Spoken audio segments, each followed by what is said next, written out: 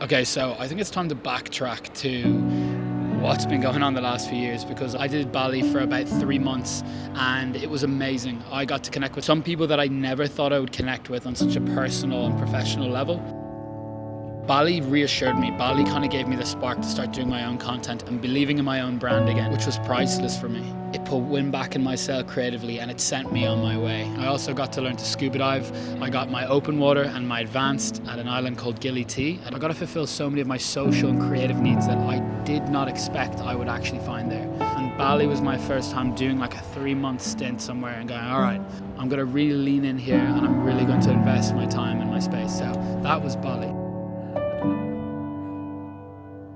After Bali, I went back to Ireland and I did 3 months of work, expanding my network and making new friends. And I am so glad I did that. 2 of the months that I was in Ireland, I was living with these new guys that I'd never met before. I lived in a house called Jude's. It was a brotherhood, it was a community to me. And I found so much fulfillment. Growing up in Ireland as half American, half Irish, I got bullied. I did get bullied quite a bit for having a bit of an American accent and being homeschooled. So going back to Ireland and experiencing this community, a group of guys who were driven, who were passionate, who were just so sound, so ambitious, and being welcomed into their community, welcomed into their brotherhood was so key for me and so good for my mental health. And these are friendships that I know that I'm going to have to the day I die.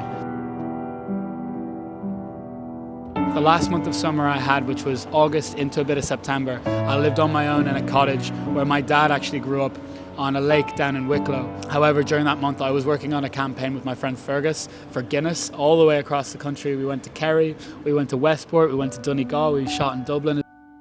The moments that I had in between, I was out fishing on my boat, I was reading books, I was just taking it slow, making fires, cooking dinners for friends. It's probably the lifestyle that I've been most suited to, being 30 minutes from Dublin and being able to plug into what's going on with the crack is, but also having people out and having them experience the just beauty and the serenity of country life.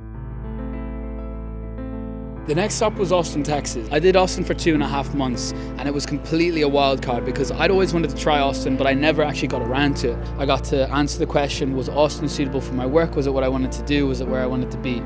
The long story short, the work that's available in Austin is very commercial and all in the kind of wellness fitness industry, which is a very specific niche. And if that's your niche, get out there and go do that. But honestly, it just wasn't for me. I didn't get the full spectrum of stories and connections that I wanted to get. But having the 2 months gave me a realistic perspective on what it's like to live in Austin, and I'm really glad I did it.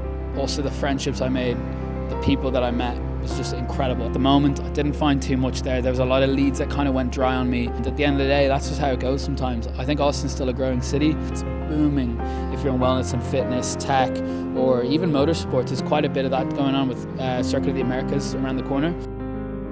But so where's all this going? There's a lot on the cards for the coming months into the new year, and I'm really excited to have you guys along. If you want to learn more about my life, doing this as a non-famous, not super successful traveling videographer who just makes it work. I've got loads of tips, loads of tricks that'll hopefully come up along the way, and maybe you'll be educated and informed in a certain way to go, hey, I'd love to do that, or I don't want to touch that. Anyways, till next time.